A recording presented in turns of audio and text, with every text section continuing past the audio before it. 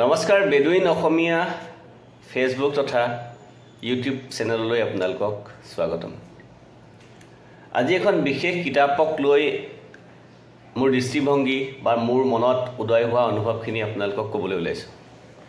আপোনালোকে হয়তো শুনিছে ৰজনীকান্ত বৰদলৈ নাম। ৰজনীকান্ত বৰদলৈ অসমীয়া সাহিত্যৰ অৰ্থাৎ অসমীয়া উপন্যাসৰ সম্ৰাট হিচাপে আমি জানো তেওঁক। আৰু জোনাকী যুগৰ তেওঁ এজন অতিকৈ আগশাৰীৰ উপন্যাসিক তথা সেই জোনাকী যুগত যিসকল সাহিত্যিকে অসমীয়া সাহিত্যক প্ৰতিষ্ঠা লাভৰ বাবে আশাসুধীয়া প্ৰচেষ্টা অব্যাহত ৰাখিছিলে তেওঁলোকৰ ভিতৰত ৰজনীকান্ত বৰদলৈ এগৰাকী অন্যতম ব্যক্তি বা সাহিত্যিক। তেওঁক আমি উপন্যাস সম্ৰাট হিচাপেও জানো। তেওঁ উপন্যাসত আমি অতীত বুৰঞ্জী অৰ্থাৎ ইতিহাসৰ বহু সমল পাওঁ।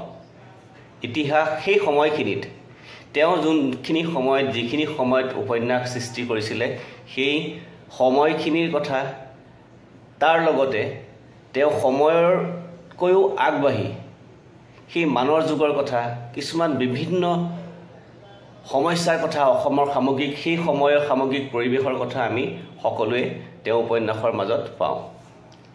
এতিয়া কথা হ'ল, মই সিদিনা ৰহদৈ লিগিৰি পঢ়িলোঁ। ৰহদৈ লিগিৰি উপন্যাসখন পঢ়ি মই সাংঘাতিকভাৱে অভিভূত হ'লোঁ।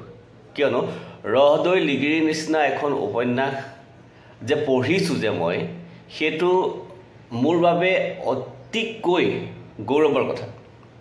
মই ভাবোঁ যে আমাৰ উঠি অহা প্ৰজন্মই ৰহদৈ লিগিৰি, মনোমতী বা নিৰ্মল ভকতৰ নিচিনা তেওঁৰ যোনখিনি সৃষ্টিৰাজি, ৰজনীকান্ত বৰদলৈ সৃষ্টিৰাজিৰ ওপৰত অকণমান গুৰুত্ব দি বা তেওঁ সাহিত্যৰ কেনেকুৱা ধৰণৰ সমল লয়, সেই সমলেৰে কেনেকুৱা কথা বুজাব বিচাৰিছে বা ক্ষুদ্ৰ ক্ষুদ্ৰ সমল কিছুমান তেওঁ সাহিত্যত যে সুমুৱাই থৈছিলে বা ভৰাই থৈছিলে, সেই বস্তুখিনি আমি অনুধাৱন কৰিবলগীয়া হৈ আছে বা অনাগত প্ৰজন্মই সেইখিনি বিষয়ত উপলব্ধি তথা গৱেষণা কৰিবলগীয়া বহু কথা আছে, বহু বিষয়বস্তু আছে।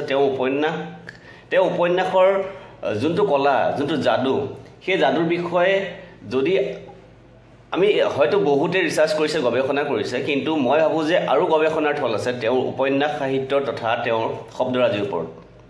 গতিকে মই ৰহদৈ লিগিৰিখন পঢ়ি লৈ মই ইমানেই অভিভূত হৈছোঁ যে আজি মই মোৰ সেই অনুভৱটো ব্যক্ত কৰিছোঁ। আৰু ভাল লাগিছে যে মই এনেকুৱা এখন কিতাপ পঢ়িছোঁ। মই ভাবোঁ যে আমাৰ প্ৰতিগৰাকী অসমীয়া মানুহে অসমীয়া সাহিত্য পঢ়ক, অসমীয়া আলোচনী পঢ়ক, অসমীয়া কাকত পঢ়ক, সকলোৱে অসমীয়া ভাষা সংস্কৃতিক, যিহেতুকে ভাষা হৈছে এটা জাতিৰ মেৰুদণ্ড, মেৰুদণ্ড আমি পোন হৈ থিয় হ'বৰ কাৰণে আমাৰ ভাষাটো অতি জৰুৰী।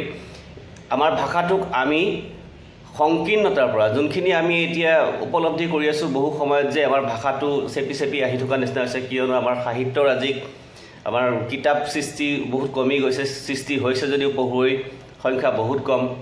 আনহাতে আমাৰ দৈনিক বাতৰি কাকতেই হওক বা সাপ্তাহিক কাকতেই হওক বা তিনিদিনীয়া কাকতেই হওক লাহে লাহে নাইকিয়া হৈছে। মাহেকীয়া আলোচনীৰ কথাটো মই নকওঁৱেই, যিহেতুকে মই মাহেকীয়া আলোচনীৰ সম্পাদক হিচাপে বহু বছৰ ধৰি কৰ্মৰত আছিলোঁ। সেই কৰ্মৰতৰ খাতিৰতে মোৰ এতিয়া এনেকুৱা এটা অনুভৱ হৈছে যে আমি বহুত এটা বেয়া দিশলৈ গৈ আছোঁ, যে আমাৰ ভাষা সংস্কৃতিৰ বহু স্খলন ঘটিবলৈ গৈ আছে নেকি, তেনেকুৱা এটা সংকটত আমি ভুগি আছোঁ। কাব্যগুৰু আমাৰ নীলমণি ফুকন ছাৰেই এখন এদিন কান্দিছিলে যে আমাৰ অসমীয়া ভাষাটো সংকটৰ মুখলৈ বা দিশলৈ গৈ আছে নেকি। সেইটো সকলোৱে জানে বা আপোনালোকে বহুতেই জানে, কিন্তু মই ভাবোঁ যে আমি বহু অসমীয়া শব্দ এতিয়াও উদ্ধাৰ কৰিবলগীয়া হৈ আছে। মানে আমি বহু শব্দৰ অৰ্থ বুজি নাপাওঁ। যেনেকৈ ৰহদৈ লিগিৰিত বহুত শব্দ আছে, ৰজনীকান্ত বৰদলৈদেৱে বহু শব্দ এনেকুৱা ধৰণে সাঁচি ৰাখি থৈ গৈছে যে উপন্যাসখিনিত আমি কি বুলি ক'ম আৰু নতুন প্ৰজন্মৰ হিচাপে আমি দুই এখন কিতাপ লিখিছোঁ বা আমি ক'ৰবাত কেতিয়াবা দুই এটা কবিতা লিখিছোঁ যদিও শব্দ জ্ঞানটো কিমান গধুৰ বা কিমান এটা দূৰলৈকে আমাৰ বিয়পি আছে আমি নিজে নাজানো। কিন্তু আমাকো জৰুৰী আছে যে আমিবিলাকেও সেই শব্দক অনুধাৱন কৰি আমাৰ মাজলৈ আনিম।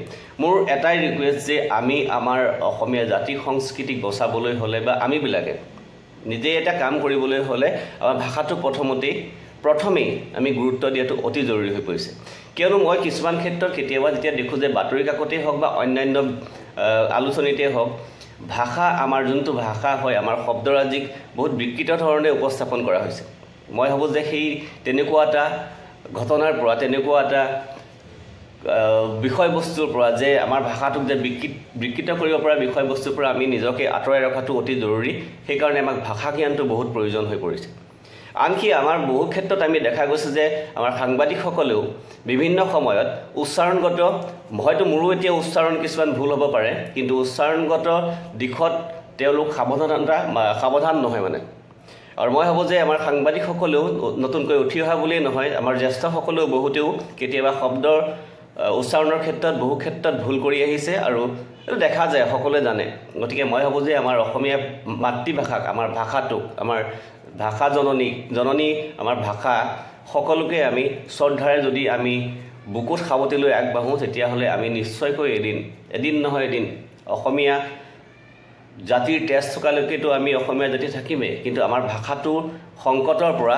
বহুখিনি উদ্ধাৰ হ'ব আৰু বিশেষকৈ মই মোৰ অনুভৱখিনিহে ক'লোঁ যে ৰহদৈ লিগিৰিয়ে কিছুমান বস্তু মোক শিকাই থৈ গ'ল বা পঢ়িলোঁ কাৰণে মই গম পালোঁ যে শব্দ সৰু সৰু শব্দ কিছুমানো শব্দ যিহেতুকে ব্ৰহ্ম সেই শব্দখিনি ব্যৱহাৰ কৰি যেনেকুৱা ধৰণৰ বাক্য কিছুমান ৰজনীকান্ত বৰদলৈদেৱে সৃষ্টি কৰি থৈ গৈছে সেই শব্দখিনিক আমি যদি অনুধাৱন কৰিব পাৰোঁ তেতিয়াহ'লে আমাৰ গাৰ্নুমটো থিয় হৈ যায় কেতিয়াবা পঢ়ি থাকিলেতো গাৰ্নুম থিয় হৈ উঠে আৰু এনেকুৱা শব্দ কিছুমানো আছে যে আহক আমি শব্দ চৰ্চা কৰোঁ অসমীয়া ভাষাক আগুৱাই লৈ যাওঁ মোৰ অকল আজি এই ভিডিঅ'টো বনোৱাৰ এটাই অৰ্থ যে আমি অসমীয়া শব্দক সম্পূৰ্ণ শুদ্ধকৈ ব্যৱহাৰ কৰোঁ লিখোঁ কওঁ আৰু আমাৰ ভাষাটোক আমি আগুৱাই নিওঁ আহক ধন্যবাদ